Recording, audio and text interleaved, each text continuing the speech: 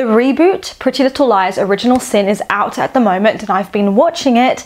And I realized I should probably, in the spirit of the show coming back again in a sense, do another video about it, covering a topic I've never discussed before on my channel, the food culture in the show. And I thought once I talked about that, I would do a little Q&A and answer some of your questions about the show, which I'd also wanted to do for a long time because you guys sent in the juiciest questions. I've got a whole playlist about the show, which I'll link down in the description, and let's get into it. I've got something really exciting I want to show you downstairs first, which is all of the food that I've made today and yesterday, which is all inspired by the show, all featuring food items that I saw in the show or that were memorable to me in the show. So I'm going to take you down there now and show you what I've made. Okay, so we've got the food here and I want to just talk you guys through each of the items. This is all very exciting. Garlic bread, which was definitely featured in the show at some point for sure. Pasta bake, and that's a pad thai.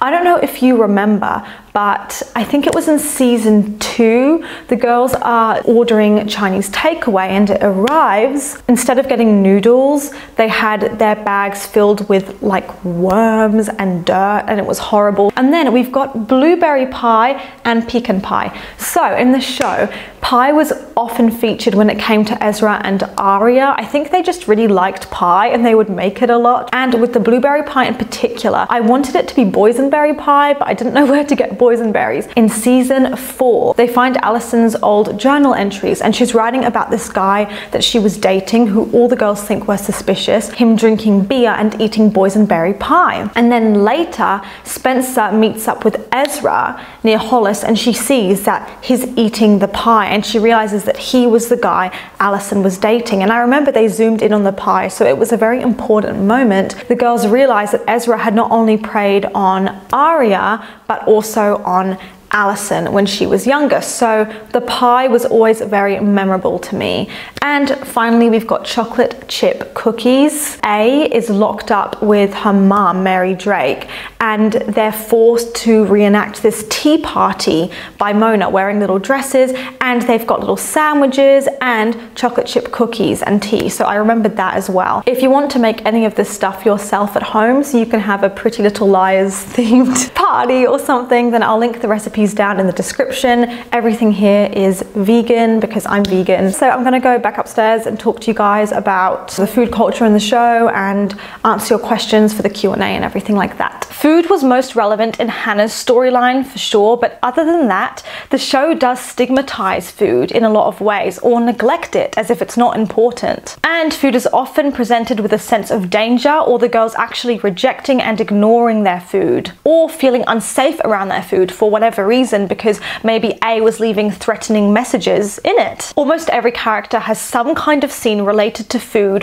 where it's weird and awkward or uncomfortable to watch or even scary. Emily finds an A threat in her cereal she was about to eat and in her hospital food. Hannah barely ever has food in the fridge. There are about 5 times where she's looking in the fridge and there's nothing in there, and her mum and her joke about not having anything to eat or not eating, and if she is there tucking into a big bowl of cereal, her mum gives her a weird look like, are you gonna eat all that? Spencer offers her mum Veronica some garlic bread and Veronica goes, God no, I can't eat that. Oh, I miss food. And Arya's mum even gets weird around food, saying to her boyfriend Zach at the time, you can't offer pastries to women my age. Arya has a double date with Noel, and although there is pizza there and food there, she's sort of playing with it and staring into the distance, not thinking about it at all, and you're left wondering if she actually ate or not. There is also, I noticed upon my rewatch of certain episodes, a lot of scenes where the girls blatantly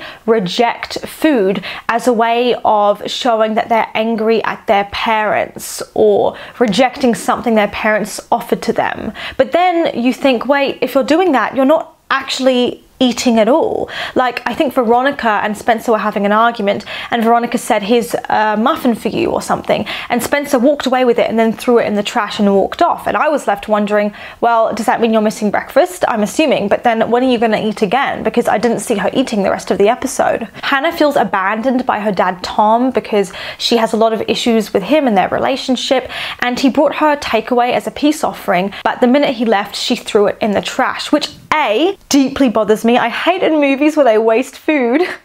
And B, what are you going to eat for dinner then? Because he brought it for you for dinner and then she said, I'm not hungry. And I know you could argue, well, food isn't important, it's not a big deal, the focus is on the A mystery and it's annoying and distracting if people are tucking into hamburgers every 2 seconds.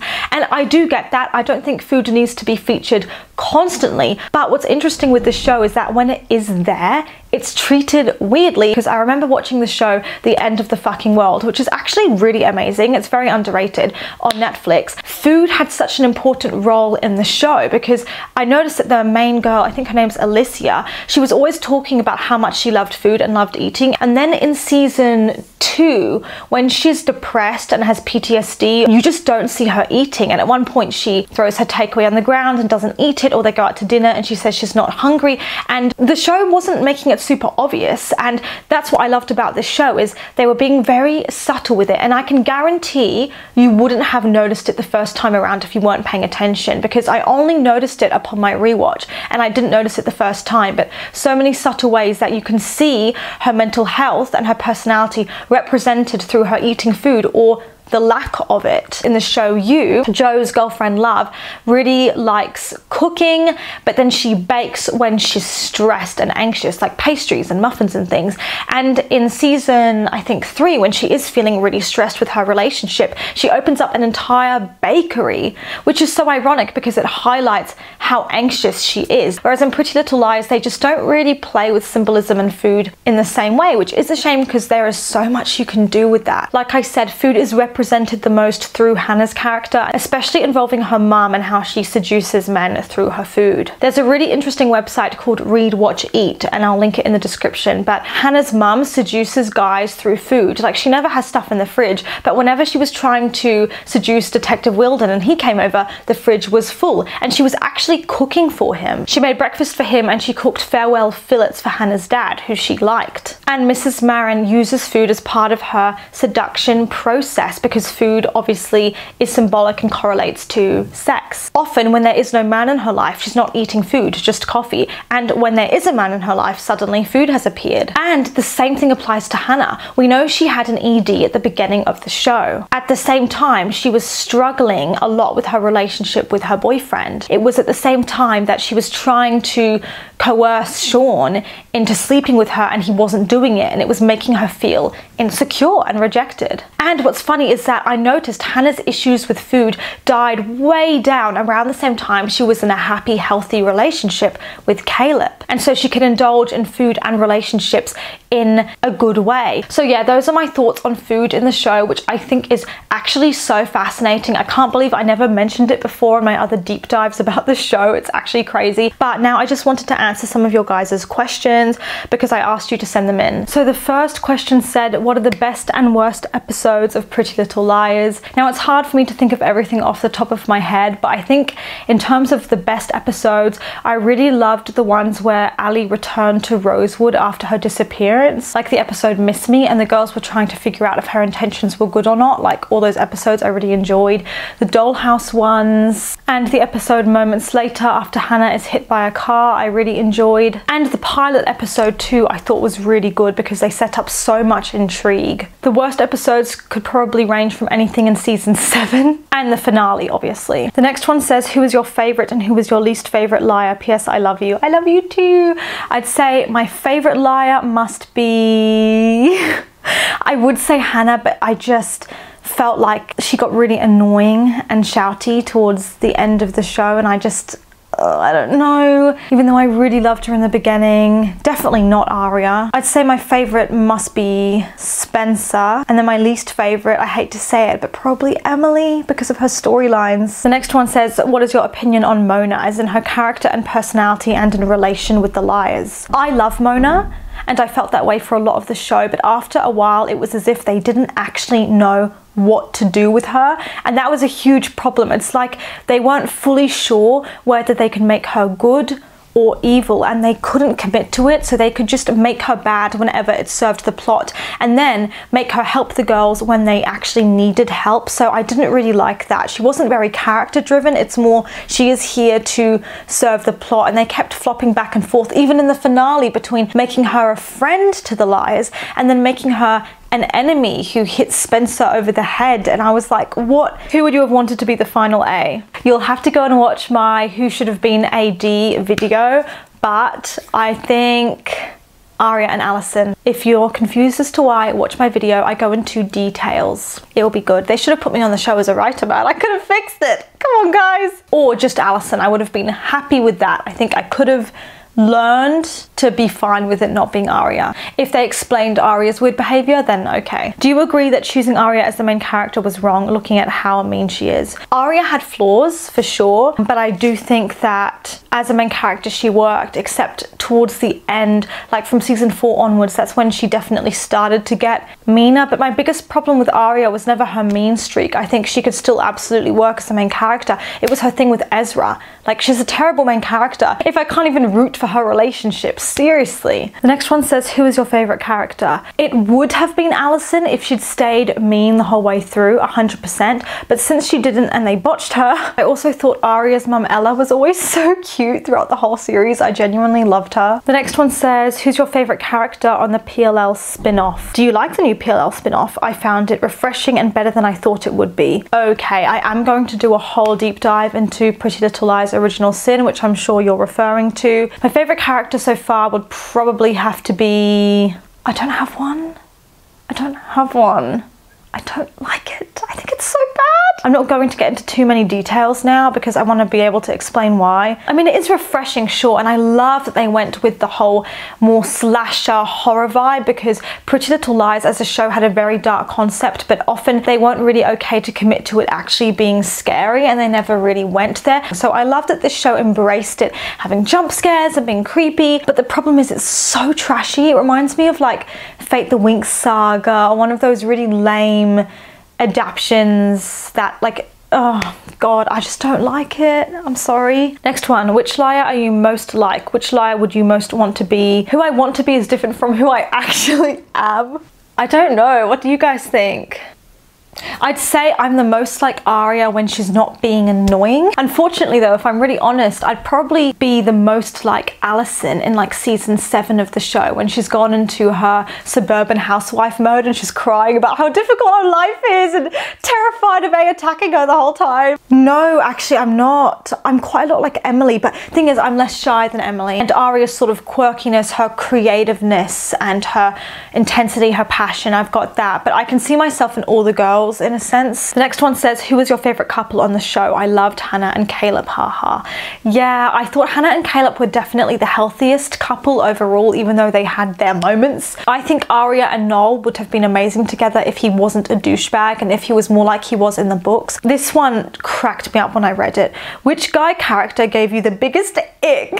I'm sorry, how funny is that question? Toby wouldn't have given me an ick, Caleb wouldn't have. Oh yeah, sorry, but Lucas, so clingy, like I would have gotten such an ick. Oh yeah, I really found Hannah's dad kind of gross, like there was something really crusty about him. What are your thoughts about Spaleb? Did Caleb cheat with Hannah reasonably? I love the way you worded that. Like, I know he cheated, but was it reasonable?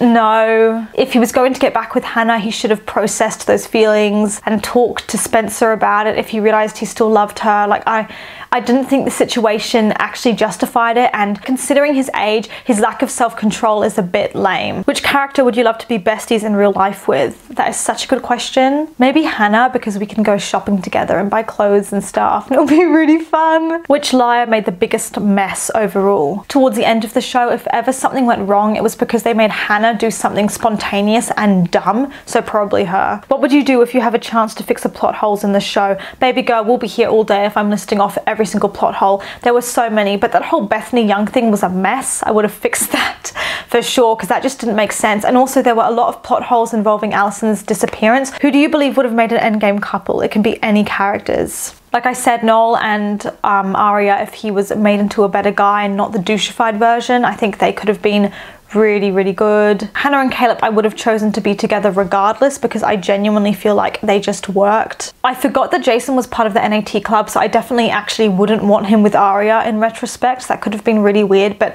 I would have designed a far better love interest for her that she actually connected with. Not someone like Liam or that random guy Riley she had a one-night stand with or whatever, but someone actually worth her time. or I would have her be single at the end of the show if there was no one, because I think considering all the shit she went through with Ezra, Arya ending the show single could have been really powerful. What's your favorite look from the show? I'd say the film noir episode, they all looked like incredible.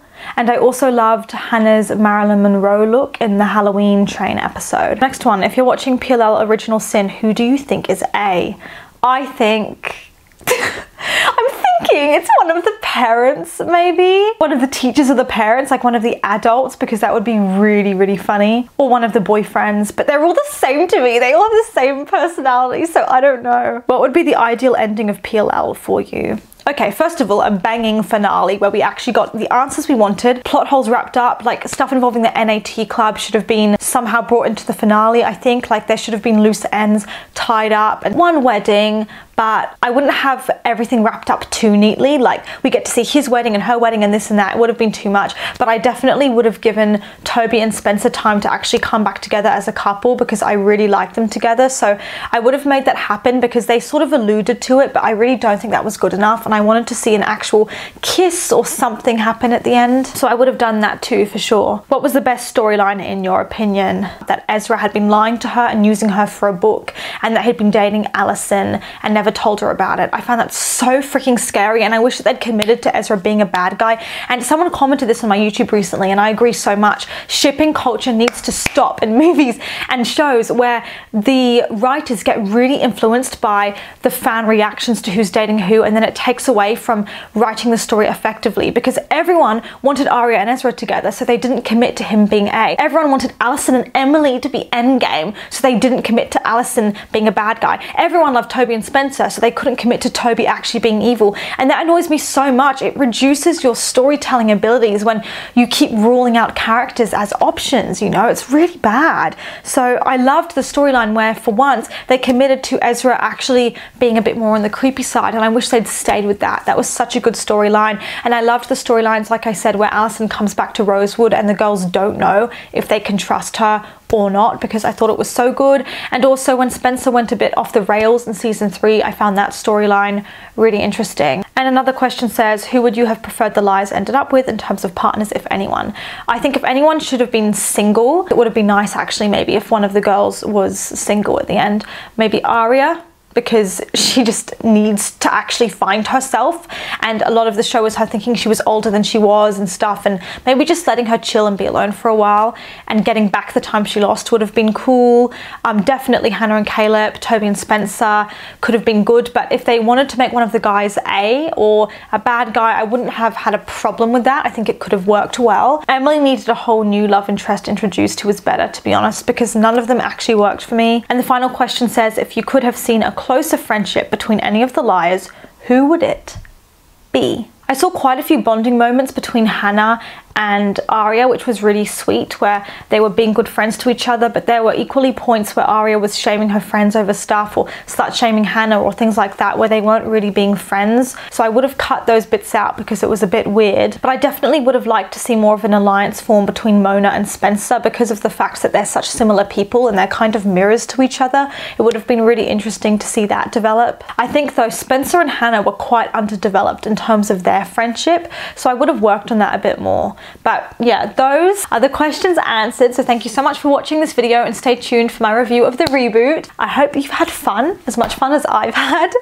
and I will see you guys for the next video.